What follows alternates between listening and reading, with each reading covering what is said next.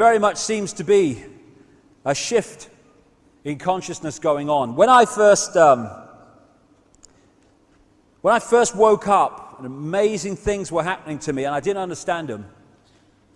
One of the themes at that time, we're talking 1990, was that there was a consciousness shift coming. I kept meeting psychic people a lot in those days, and they kept saying, I'm getting something, I'm being told to tell you this, and again it was, there's a consciousness shift coming. There is an awakening coming. People are going to come out of the trance in effect, and it's happening now. And now as the 90s have become the new century, more and more this stuff about this shift is going on. An energy shift, which is acting like a spiritual alarm clock. And I've seen it. All over the world I've seen it. People starting to get it and wake up and see the true magnitude of who they are.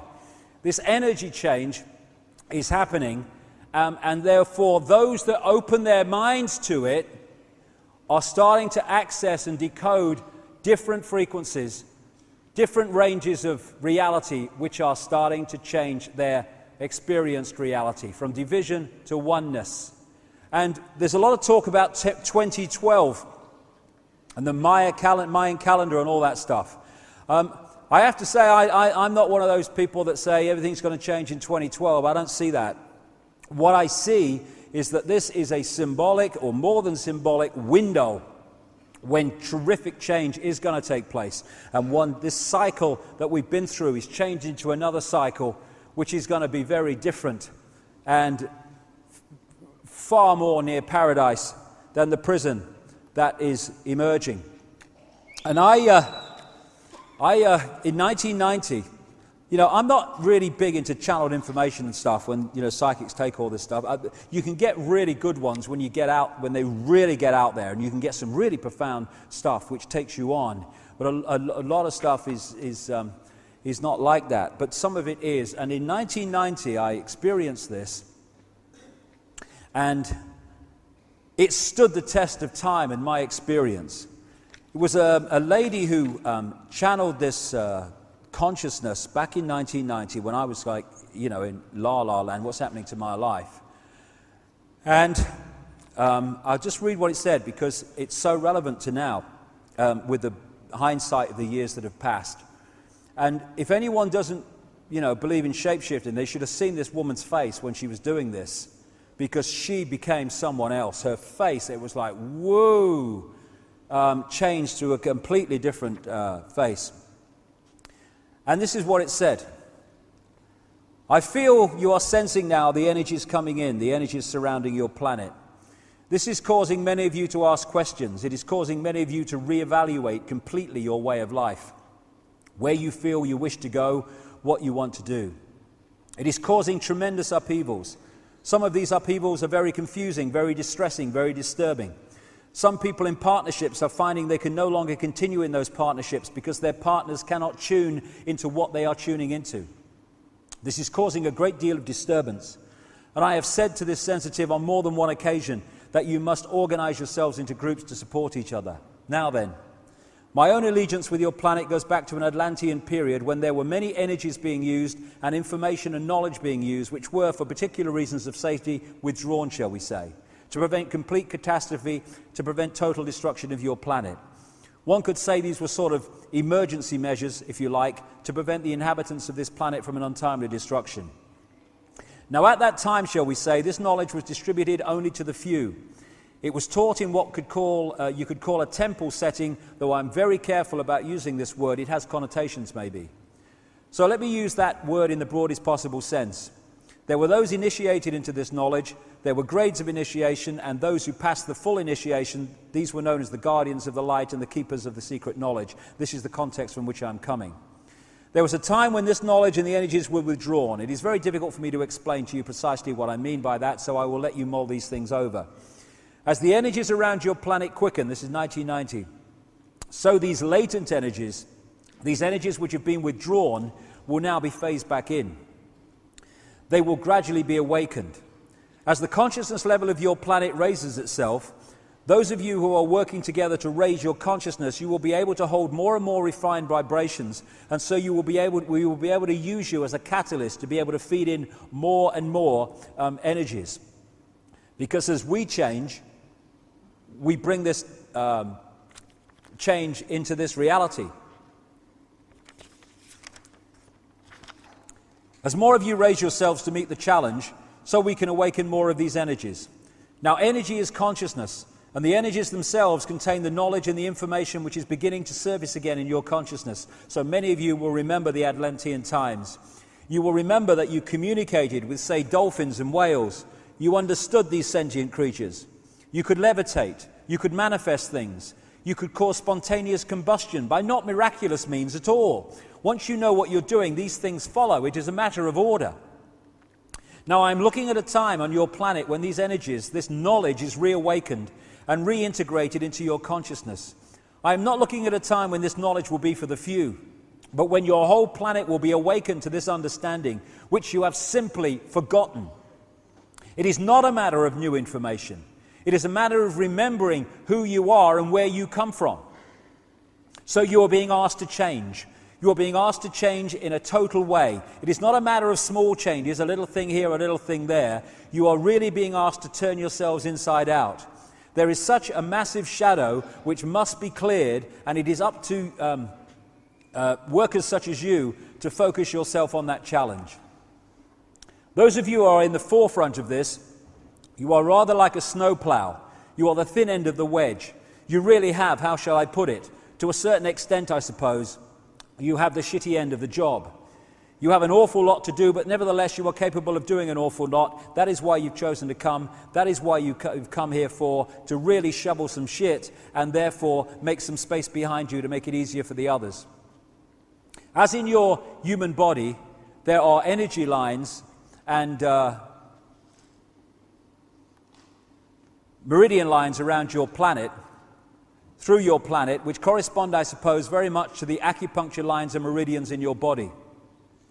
Where two lines cross, you create a vortex, a tiny vortex if it's two. The more lines that intersect, the bigger the vortex. Therefore, when you have a chakra, you have a large vortex of intersecting energy. It is the same with your planet. Where the most lines cross, there is the biggest vortex. Now, you could say that the plexus in and around the islands that you call the British Isles is the hub of the wheel of plexuses and energies which surround your planet. It has acted in other times like a fail-safe device. In order to activate these chakric points upon your planet, the energies must all cross through the central point. They must all pass through the heart of the pattern. And it's no accident, I would suggest, that Britain and London and Scotland and whatever are one of the major centers for the hybrid bloodlines and the Illuminati on the planet, because they understand the significance of its place, not because of it's a country, but its point on this energy grid. And this is why there are more stone circles and standing stones in Britain, particularly on the western side, than anywhere else in the world per square mile. It's a very, very important place in energetic terms on the planet. And my feeling about this awakening is that this is very, very much involved. I've got a lot more to do on this, to say the least, but I'm sure that the sun is far more than a source of heat. It is a place or an opening, a gateway, where great energetic change and code changes come into this solar system, same with others all around what we call the universe. And I feel that at the elite level, not among the general population, one of the focuses on the sun, or the reasons for the obsession with the sun, is the knowledge of this, right going back to the ancient world. I also feel that the black holes and stuff are also ways that these energetic codes come in and out of this reality. So we're in a situation where there is an energetic change. More and more people are feeling it. Of course, people who are more awake are going to feel it first, but even people you thought were never going to kind of open their minds to this, now they're doing the same. Something's going on, and it's going on in the period that in the 1990s I was told it was going to go on. And we can flow with it, get in the right brain, hey man, and just go with it. and let life take us where it needs to go intuitively, or we can fight it, and in which case we're going to expend more and more and more energy, getting more and more stressful, trying to stay still and to hold on to the way things were, as if the way things were in this manipulated reality are the way things we always want them to be. So this change is giving us even a bigger opportunity to change the nature of the way we see the world and ourselves. And I think it's no accident, the more I understand this, that it's now of all times that this great Orwellian stuff is being thrown at us in every way, in food additives and electromagnetic pollution and manipulation and all the programming and all the surveillance and all the microchipping. It's a response to the fact that they know this change is taking place and they're trying to suppress it so fewer people as possible actually start to lock into it and become transformed by it. Because when we do, we're no longer in a smaller box than they're in, and therefore they're no longer in control. And this whole game of soldiers can just break up, because it's a house of cards. It's a house of cards, and we are holding it together. When we go, whoops, thank you very much, not holding that up anymore, bang, gone. We are holding it together.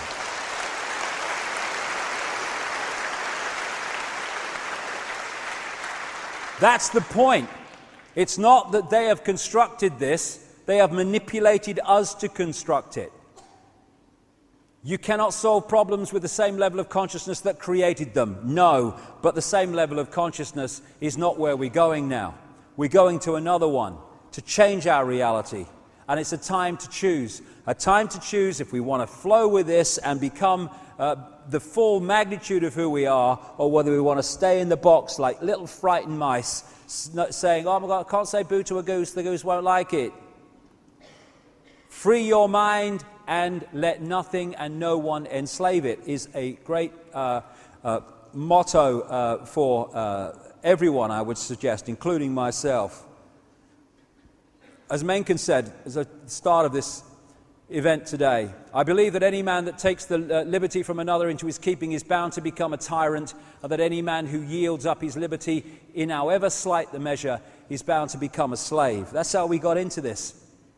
Voltaire, so long as the people do not care to exercise their freedom, those who wish to tyrannize will do so. For tyrants are active and ardent and will devote themselves in the name of any number of gods, religious or otherwise, to put shackles on sleeping men. We have created it because we have become sleeping men and women. We can do things on a physical level which are a reflection of our changing consciousness, like ceasing to cooperate with the system of control. We've had a discussion outside the White House. We've had a discussion and we've decided this is going to happen. Mass of the people. No, it's not. We ain't doing that. Where's the power? Gone. Gone. The power is with us, and we have been cooperating with the building of our own prison. When we cease to cooperate, the prison can't be built because there's not enough people to do it if the people who are being enslaved don't do it to themselves.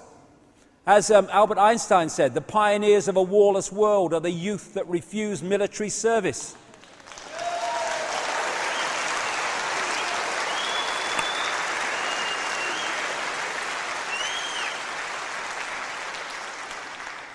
I want to stop war. Well, don't fight then. Don't fight. If they don't fight and they don't fight, where's the war? It's used to say in the 60s, what if we had a war and no one turned up? No fripping war. And you know, support our troops, they tell us. The people who say that in the dark suits are sending young kids to the slaughter just to serve their bloody agenda. That's how much they want to support our troops. Sodom. They never fight the wars. Have you noticed that? George Bush declares a war. If he'd have been on the front line when the first bullet was fired in Iraq, he'd have been under a bed in Houston when the second bugger went off. These people don't fight wars. They send young people to fight bloody wars. When they don't, there's no bloody war. That's what we need to do. And it's like religions. So, you know, the guy in another country, the leader, he sends his youth off to war. This guy in this country sends this youth off to war. The two youth fight each other. For what? For two pairs of prats with an agenda that they even know about, probably. If we can move our point of observation from in this world to the out-of-body state, then we change our reality. And in an out-of-body state, if we ask ourselves, so often, you know, I say this, what would change this world dramatically overnight is if everyone started doing what they knew to be right instead of what they thought was right for them in the moment. What a transformation that would be. All the time, we intuitively know what is right, but it's like, yeah, but what are the consequences for me? What are the consequences for me, or what's stopping this transformation of this world happening? Because, oh yeah, I think it's unjust, but if I do something about the unjustness of this, what will be the consequences for me? People say to me all the time, insiders, look, I'll give you this information, but ooh, you know, don't mention my name, will you? All right, I'll do it then. And when we get to that point where we're doing what we know to be right, instead of doing what we think is right for us in the moment, then everything changes. And what is right for us in the moment? Only what body consciousness thinks it is. In the out-of-body state, when we're in that state, are we saying, oh my goodness me, I ain't half glad that I didn't do what was right there, because I'd have had a bit of a problem here? No, we'd have said, oh, we should have done what was right there, because that was the right thing to do. That's the point of observation when we're out of this program reality. As Martin Luther King said, injustice anywhere is a threat to justice everywhere. Injustice for people we don't like is just as important as injustice against people we do. What would oneness do? That's the question. If we were in that oneness state, what would it do in this situation? Would it say, what are the consequences for me, or would it do what it believed to be right? As this man said, if it's not right, don't do it. If it's not true, don't say it. Well, okay, that's changed the bloody world straight away. As Martin Luther King said, cowardice asked the question, is it safe? Expediency asked the question, is it politic? Vanity asked the question, is it popular? But conscience asked the question, is it right? And there comes a time when one must take a position that is neither safe nor politic nor popular, but one must take it because it is right.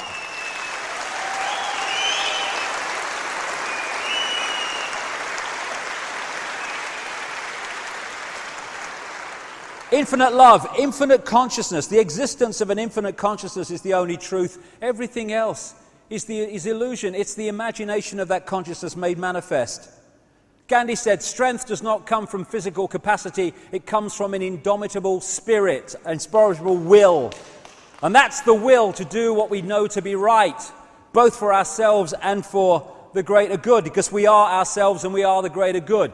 Getting out of this thing, fearing what other people think, fearing our shadow, fearing anything. We are infinite consciousness, having an experience. There's nothing to survive, there is nothing to fear.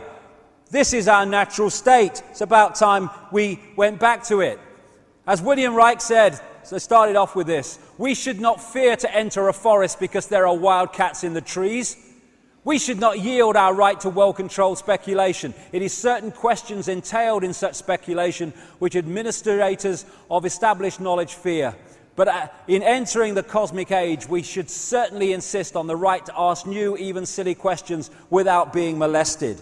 We must take that right. You want to laugh at me? Good, have a good laugh.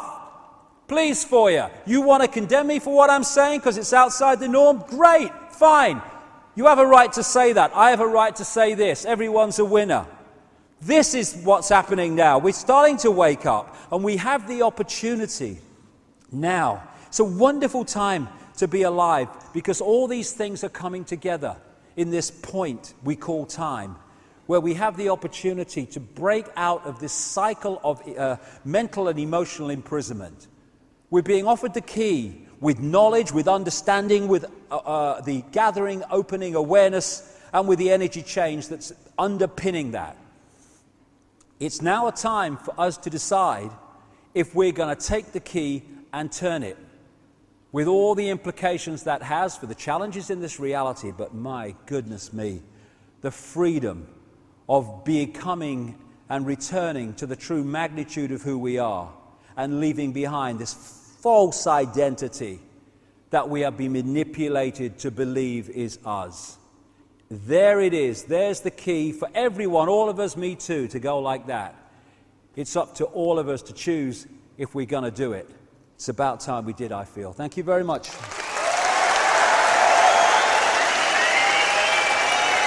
Thank you. Thank you. Thank you. Thank you.